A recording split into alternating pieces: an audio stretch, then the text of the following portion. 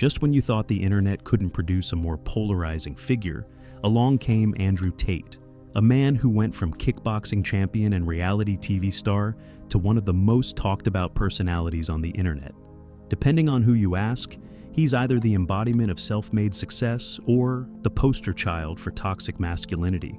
And whether you love him or hate him, there's no denying that his rise to fame has been a wild ride.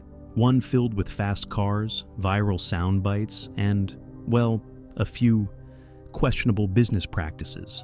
But as with any meteoric rise, there's also the inevitable fall. And Tate's story is no different. Before he became the self-proclaimed Top G, Tate's life started out in a more humble setting. He was born in Washington, D.C. in 1986, but grew up in Luton, England. His father, Emery Tate, was an international chess master, and Tate himself has often claimed that his dad's chess skills gave him a natural talent for strategy. And sure, maybe there's something to that, but his early career had nothing to do with chess. Instead, he made his name in kickboxing. By his mid-20s, Tate had racked up several championship titles and established himself as a legitimate athlete. But being a kickboxing champ doesn't exactly make you rich or famous, and Tate, ever the opportunist, was already looking for ways to build his brand beyond the ring. His first real taste of mainstream attention came in 2016 when he appeared on the UK's version of Big Brother. For those unfamiliar, Big Brother is basically a reality show where contestants are stuck in a house together, and the goal is to stir up as much drama as possible to keep viewers entertained. And, well, if there's one thing Andrew Tate knows how to do, it's stir up drama. But his time on the show was cut short after a controversial video surfaced showing him hitting a woman with a belt. Now, both Tate and the woman involved claimed that the act was consensual, a kind of role play. But regardless of the context, the backlash was swift. He was booted off the show, and suddenly, Tate found himself at the center of his first public scandal. Now, for most people, a scandal like that would be career-ending. But for Tate, it was just the beginning.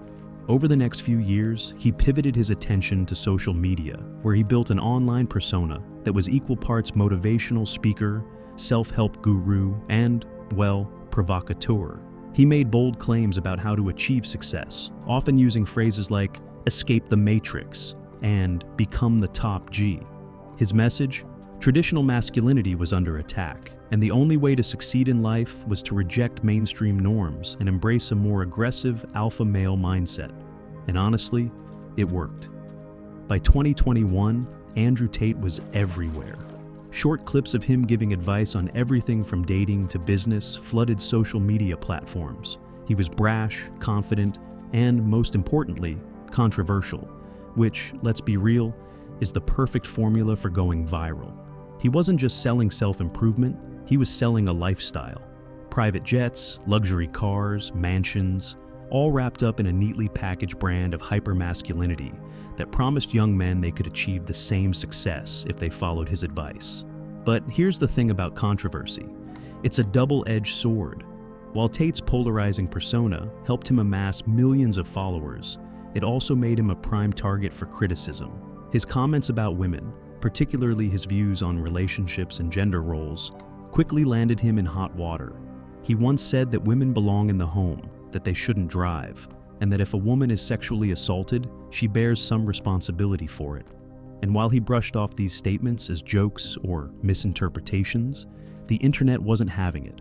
Major platforms like Twitter, Instagram, and YouTube began banning him, citing violations of hate speech policies. But again, being banned only seemed to amplify his message. His fans, or as some might call them, his disciples, rallied behind him, spreading his content even further. In their eyes, Tate wasn't just a controversial figure. He was a symbol of rebellion against what they saw as the suppression of free speech and the emasculation of men in modern society. To them, Tate was the truth-teller the world didn't want to hear, and Tate, ever the showman, leaned into this narrative, positioning himself as a kind of modern-day outlaw fighting against the Matrix. It's around this time that his most infamous venture was born, Hustlers University. Marketed as an online academy for financial freedom, Hustlers University promised to teach its members how to make money through things like crypto, e-commerce, and copywriting. For just $49 a month, you could unlock Tate's secrets to success. The catch? Most of the marketing for Hustlers University relied on a clever affiliate scheme, where members were incentivized to recruit others to join, creating a structure that some critics compared to a pyramid scheme. Now, whether you see Hustlers University as a scam or a legitimate business, there's no denying it was a massive success. At its peak, the platform reportedly had over 100,000 members, generating millions of dollars in revenue each month. But, as with everything Tate touches, controversy wasn't far behind. Critics argued that the courses offered little real value and that the whole thing was more about inflating Tate's ego and bank account than actually helping people achieve financial independence. And then there's the other side of Tate's business ventures, the one that's landed him in the most trouble. Tate has openly admitted to running a webcam business, employing women to chat with men online for money. According to Tate, it was a perfectly legal and mutually beneficial arrangement. But according to Romanian authorities, it was something much darker. In December 2022, Tate and his brother Tristan were arrested in Romania on charges of human trafficking, rape, and organized crime. The accusations? That they coerced women into working for their webcam business through manipulation and abuse. For Tate, this was the moment when the Matrix narrative kicked into high gear. He claimed that his arrest was part of a coordinated attack to silence him. His supporters, and there are still many, believe him. They see him as a victim of a corrupt system. But for many others, this was the moment Tate's persona crumbled. No longer was he the charismatic, if controversial, self-help guru. Now, he was something much more sinister. So, how did we get here?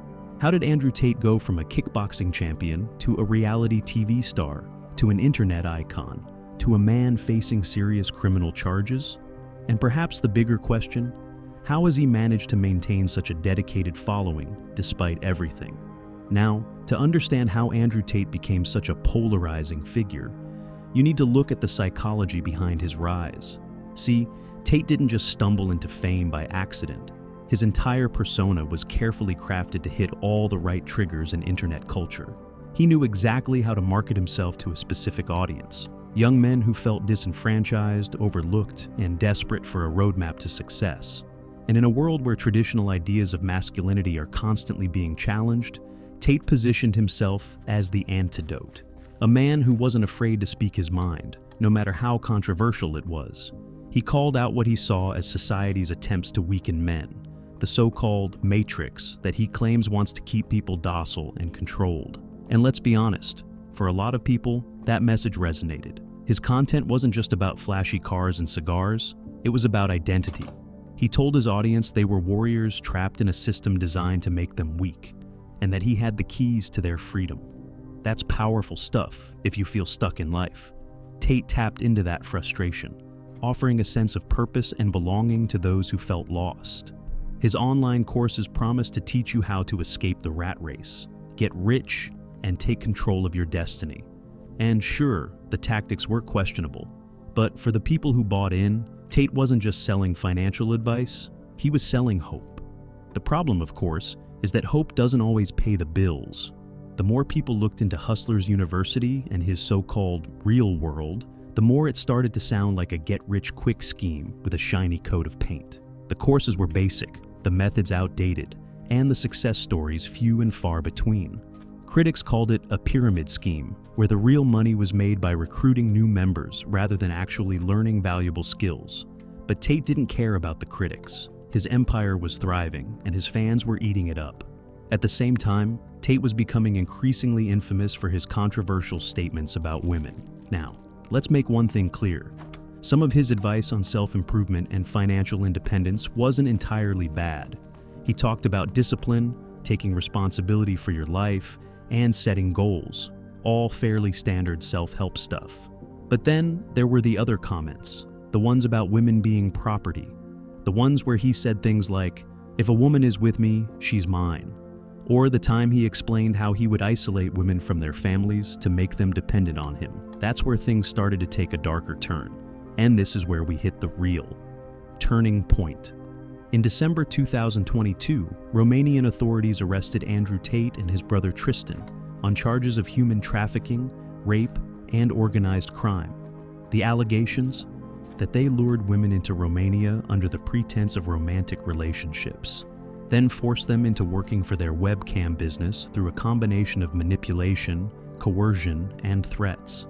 Authorities even claimed that Tate used a lover boy method, a known tactic used by traffickers to groom victims by pretending to be in love with them before exploiting them. Now, here's where things get tricky. Tate and his supporters claim that these charges are part of a larger conspiracy to silence him. They argue that powerful elites, the so-called matrix, are threatened by his message and are using the legal system to take him down. It's the ultimate David versus Goliath narrative, and for his fans, it only made him more of a hero. They see him as a martyr, a man willing to speak the truth even at great personal cost. But for many others, this is just another case of a man who flew too close to the sun, someone who built an empire on controversy and is now facing the consequences of his own actions. What's undeniable, though, is that Tate's arrest marked a significant shift in public perception. The cracks in his persona started to show. People who once found him entertaining began to see him as something more sinister. The headlines went from Andrew Tate, social media provocateur, to Andrew Tate, accused human trafficker. Suddenly, the luxury lifestyle and motivational sound bites didn't seem so harmless anymore. But the story doesn't end there. Even after his arrest, Tate continued to maintain an online presence. His Twitter account, recently reinstated after a long ban, became a hub for cryptic messages, motivational quotes, and, of course, more claims about the Matrix coming for him. He used every opportunity to double down on his narrative that he was being persecuted for telling the truth. His tweets ranged from inspirational, "The Matrix is attacking me, but I will not break, I will never give up," to downright bizarre, "You must become a warrior, stop eating sugar, drink water, breathwork. The Matrix wants you weak." For his supporters, it was more proof that Tate was the real deal. For his critics, it was just more evidence that he was spiraling. And then there was the real world. After his initial online courses were rebranded, Tate launched a new platform that promised to help people escape slavery by teaching them financial freedom. But this time, it wasn't just another Discord server. It was a fully customized website, built to look like a video game. Users would log in, complete daily tasks, and earn tokens to boost their power level. It was like a mix between Clash of Clans and a crypto pyramid scheme. Pay more money to earn more tokens. Log in every day to keep your streak going. And if you wanted to message someone directly, you had to buy a power-up to unlock that feature. Critics called it a glorified mobile game for wannabe entrepreneurs. But the real kicker? It turned out that the site's code was allegedly stolen from another platform called Revolt. When the original developer confronted Tate's team, their response was, well, let's just say it wasn't exactly professional. They offered the developer a job in crypto, essentially saying, "Work for us, or you'll regret it." And when the developer refused, Tate's site was left vulnerable to hacks, which is exactly what happened. Hackers infiltrated the real world, exposing private information and flooding the site with images of Tate, accompanied by rainbow flags and other memes mocking his anti-LGBTQ stance. But the most damning part of the hack, it revealed that the real world was making over $5 million a month. That's right. Despite all the controversy, Tate's platform was still raking in millions. And for his critics, it raised a serious question. How could so many people still buy into this? So, what's next for Andrew Tate? His legal troubles aren't going away anytime soon. He's still facing charges in Romania, and reports suggest he could be extradited to the UK to face additional charges. His assets have been seized. His business ventures are under scrutiny, and yet he still has a loyal following that refuses to abandon him. The question is, why? Now, here's the thing about Andrew Tate's fan base. It's not just a bunch of random internet trolls hyping up a controversial figure for fun. These are real people, and many of them genuinely believe in his message. To them, Tate represents freedom. He's the guy who tells you to reject societal norms, quit your 9-to-5 job, get rich, and take control of your life. And for a lot of men, especially younger. Guys, that message hits hard. Think about it.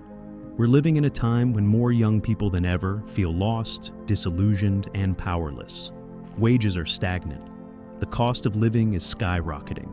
Traditional ideas of success, like owning a home, starting a family, or even having a stable career, feel out of reach for many. Add to that the growing conversation around gender roles and masculinity, and suddenly there's a lot of confusion about what it even means to be a man in today's world. Enter Andrew Tate. Tate tells his audience that they've been lied to, that the system, or the matrix as he calls it, is designed to keep them weak and poor. He offers a simple solution. Reject the matrix, become rich, and take back your power. And to be fair, there's nothing inherently wrong with promoting self-improvement or financial independence. The problem is how Tate goes about it. His advice isn't just about working hard and improving yourself. It's wrapped in this alpha male, hyper-masculine ideology that often veers into toxic territory. He talks about women as possessions, relationships as power struggles, and success as a game of dominance. And for his core audience, young men who feel alienated and frustrated, that message can feel empowering. It tells them that their struggles aren't their fault, that the world is against them, but they can win if they follow Tate's blueprint.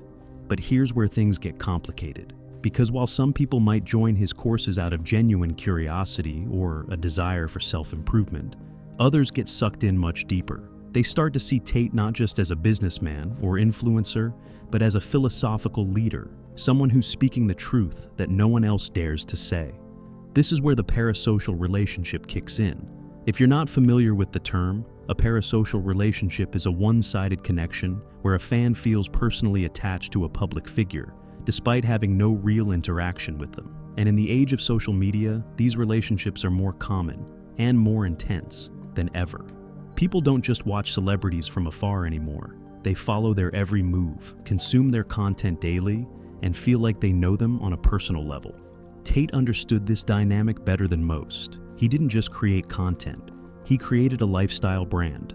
He called his followers top Gs and made them feel like part of an exclusive club.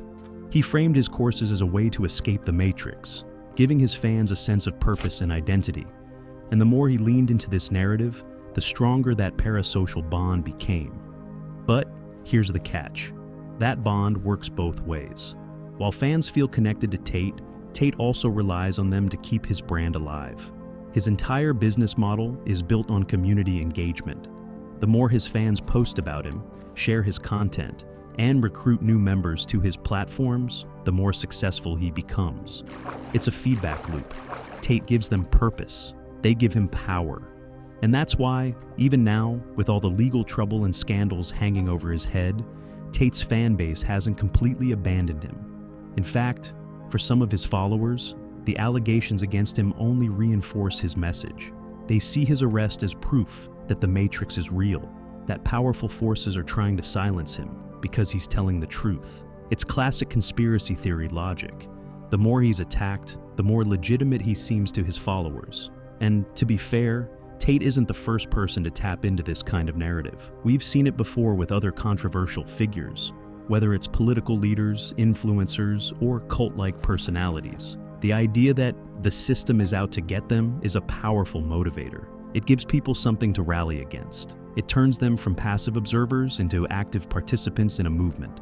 But at some point, you have to ask, where does the movement end and where does the scam begin? Because when you strip away all the flashy cars, the motivational speeches, and the talk of escaping the matrix, what is Tate really selling? At the core of it, Tate's business ventures boil down to one simple thing: money. His courses, his platforms, his entire online empire, they're all about getting people to pay for the promise of success. But the reality is, the only person who's really getting rich is Tate himself. Take the real world, for example. On the surface, it's marketed as a community of like-minded individuals working together to achieve financial freedom. But in practice, it's more like a glorified mobile game. Users are encouraged to log in daily, complete tasks, and spend money on upgrades to boost their power level. Want to message someone directly? You've got to. Pay for a power-up. Want to unlock more content? That'll cost you extra. It's a classic microtransaction system, wrapped in a self-improvement package. And the more you look into it, the more it starts to sound like a digital pyramid scheme. Users are incentivized to recruit others to join, earning affiliate commissions for every new member they bring in.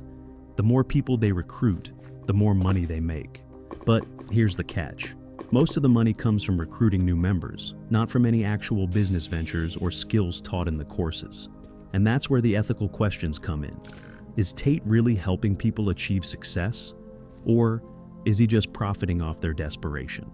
To his supporters, he's a genius entrepreneur, a man who cracked the code to financial freedom and wants to share that knowledge with the world.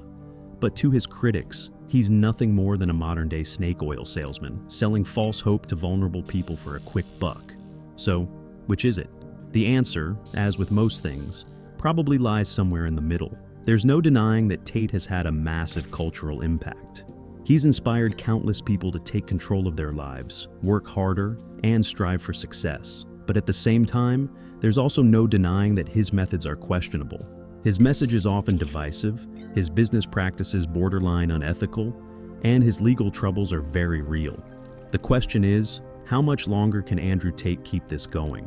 Because while his supporters might see him as invincible, the reality is that the walls are closing in. His assets are being seized. His legal cases are piling up. And more people are starting to question whether Tate's empire is built on solid ground, or if it's all just smoke and mirrors. One thing's for sure. The rise and fall of Andrew Tate isn't just about one man. It's about internet culture, masculinity, and the dangers of unchecked influence in the digital age. But the real question is, what happens next? Now, let's talk about the elephant in the room. The legal cases that might finally bring Andrew Tate's empire crashing down. Because while Tate's social media, antics, and business schemes are controversial, it's his ongoing criminal charges that have the potential to completely derail his life.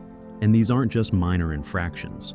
We're talking about human trafficking, rape, and organized crime. Charges that could put him behind bars for years, if not decades.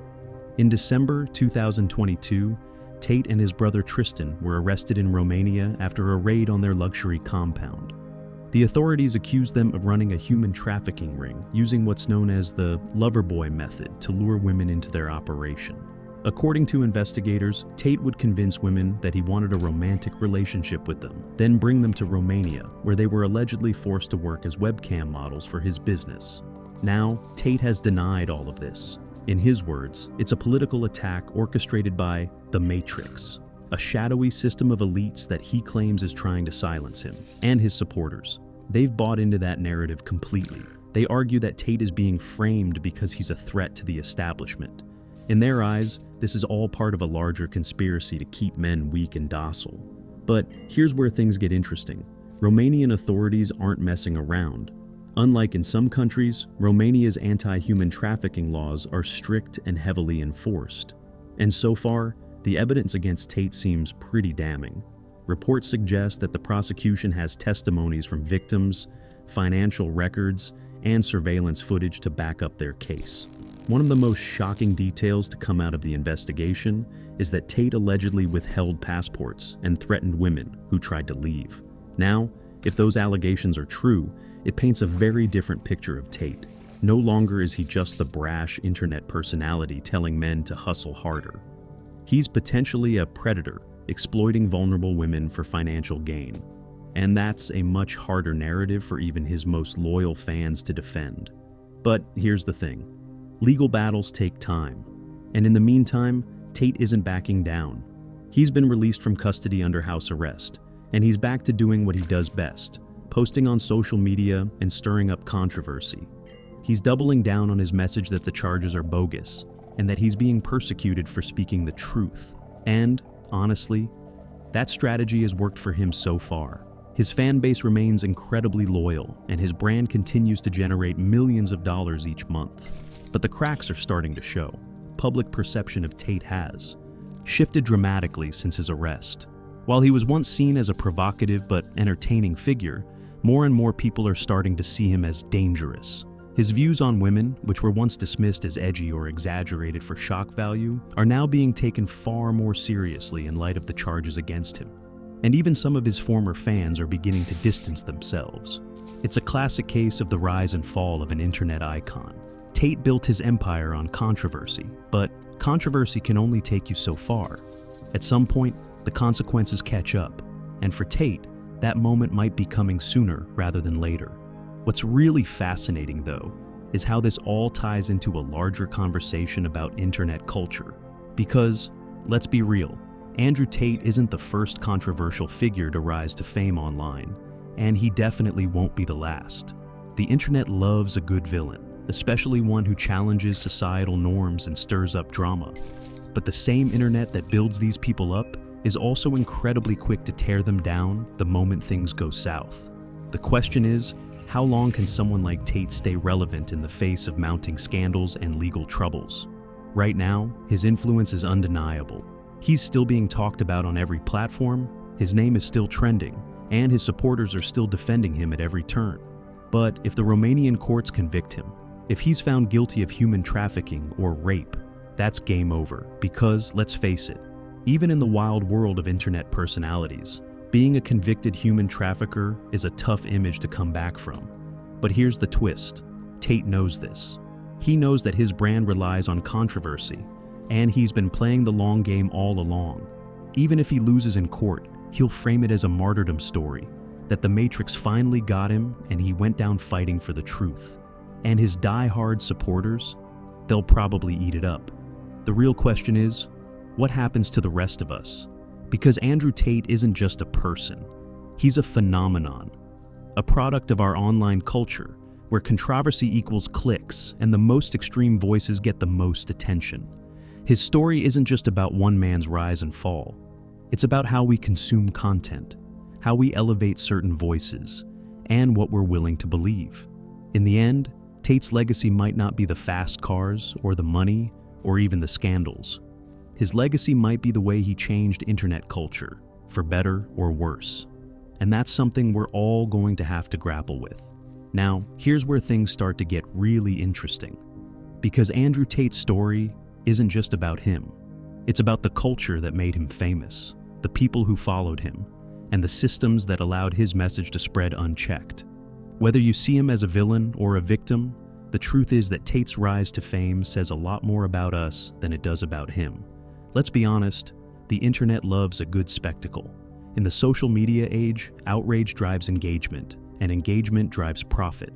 The more extreme, controversial, or provocative a person is, the more likely they are to go viral. And Andrew Tate, he understood that better than most. He didn't just become famous despite his controversial views, he became famous because of them. Think about it.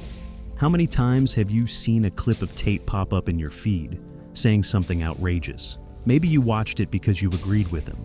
Maybe you watched it because you couldn't believe what you were hearing. Either way, you engaged. And that's exactly what Tate wanted. Every view, every comment, every share, it all fed the algorithm, making him more visible and, ultimately, more powerful. But here's the problem with that kind of fame. It's built on a house of cards. When your entire brand is based on controversy and shock value, you have to keep pushing the boundaries to stay relevant. And sooner or later, you're going to push too far. For Tate, that moment came with the criminal charges in Romania. Suddenly, he wasn't just a guy saying controversial things on the internet. He was someone facing serious accusations that couldn't be ignored. And yet, even now, his influence hasn't completely faded. His videos are still circulating. His quotes are still being shared. And his supporters are still defending him. Why? Because for a lot of people, Tate represents something bigger than himself. He's become a symbol of rebellion against the mainstream, a voice for disillusioned men, and, in their eyes, a victim of censorship and cancel culture. But here's the reality. There's a fine line between free speech and harmful rhetoric, and that's the debate at the heart of the Andrew Tate phenomenon. On one hand, you have people arguing that he should be allowed to say whatever he wants, even if it's offensive or controversial. On the other hand, you have people pointing out that his words have real-world consequences, especially when they're directed at a vulnerable audience. Because, let's be real, Tate's message isn't just motivational advice. It's wrapped in a narrative of us versus them, men versus women, freedom versus control. And that kind of rhetoric can be dangerous, especially when it's consumed by young, impressionable men who are looking for direction in life. For some, Tate's message might inspire them to work harder, take responsibility, and strive for success. But for others, it might lead to anger, resentment, and even violence. And that's not just speculation. There have been multiple reports of school teachers and parents noticing the impact of Tate's message on young boys. Kids as young as 10 or 12 years old are repeating his talking points in class. Things like, women are inferior, or men should control their partners. And while some might brush that off as harmless internet banter, it's a serious wake-up call about the power of online influencers. So, where does this leave us? Well, the truth is, Andrew Tate's story is far from over. His legal battles are ongoing, his platforms are still active, and his fan base remains loyal. But the bigger question isn't what happens to Tate, it's what happens to the rest of us. What does his rise and fall say about the world we live in? About the way we consume content? About the messages we amplify and the voices we elevate? Because at the end of the day, Tate isn't the first controversial figure to capture the internet's attention, and he won't be the last. There will always be more Tates, more polarizing personalities who rise to fame by pushing the boundaries of what's acceptable. The question is, how do we as a society respond to that? Do we keep engaging? Do we keep feeding the algorithm? Or do we start asking harder questions about the culture we've created and the consequences of our clicks? Because, like it or not, Andrew Tate is a product of our digital age. His rise wasn't a fluke. It was the inevitable result of a system that rewards controversy and punishes nuance. And unless something changes, we're going to see this cycle repeat over and over again. So maybe the real lesson here isn't about Tate at all. Maybe it's about us, and whether we're ready to take responsibility for the world we're creating, one click at a time. Is he a misunderstood self-help guru, a scam artist, or something far worse? Honestly, the answer probably depends on who you ask. His supporters will tell you he's a victim of a corrupt system, a man who dared to speak the truth and is paying the price for it. His critics will argue he's a dangerous influencer who's built a fortune on toxic ideology and exploitation. But the reality? It's probably a mix of both. There's no denying that Tate's impact on internet culture is massive. Love him or hate him, he's changed the way we think about influencers, masculinity, and free speech. He's sparked debates about what it means to be a man, what success looks like, and how far we're willing to go to achieve it. And, in many ways, he's forced us to confront the darker side of social media. A world where the most extreme voices often rise to the top, and where controversy is currency. But here's the thing, Andrew Tate didn't create this system. He's a product of it, a product of algorithms that reward outrage, platforms that prioritize engagement over ethics, and a culture that's more interested in clicks than consequences. In a way, his rise to fame was inevitable. The internet loves a villain, and Tate played that role perfectly. The real question is, what do we do now? Because Andrew Tate isn't going away anytime soon. His influence may fade over time, but the ideas he represents, the anger, the frustration, the desire for meaning and identity, those aren't going anywhere. There will always be young people looking for guidance, disillusioned men looking for purpose, and influencers ready to fill that void. The cycle will continue unless we change the way we engage with content. So maybe the real lesson here is about personal responsibility. Because at the end of the day, the power of the internet isn't in the hands of influencers. It's in our hands. The viewers, the consumers, the people clicking on the videos, liking the posts, and sharing the content. We decide who gets famous. We decide who gets attention. And if we keep rewarding controversy, if we keep feeding the algorithm with outrage, we're only going to get more Andrew Tates. But it doesn't have to be that way. The internet has the potential to be a force for good, a place where people can share ideas, connect with others, and learn from different perspectives. But it's up to us to decide what kind of content we want to see, and what kind of culture we want to create. Andrew Tate built his empire by giving people what they wanted. The question is, what do we want next? Because the rise and fall of Andrew Tate isn't just a story about one man's success and failure. It's a story about all of us, and the world we're building with every click, every like, and every share. The future of internet culture, that's up to us. Thanks for watching. Don't forget to like, subscribe, and let us know your thoughts in the comments. And remember, the next viral figure is only a few clicks away. Choose wisely.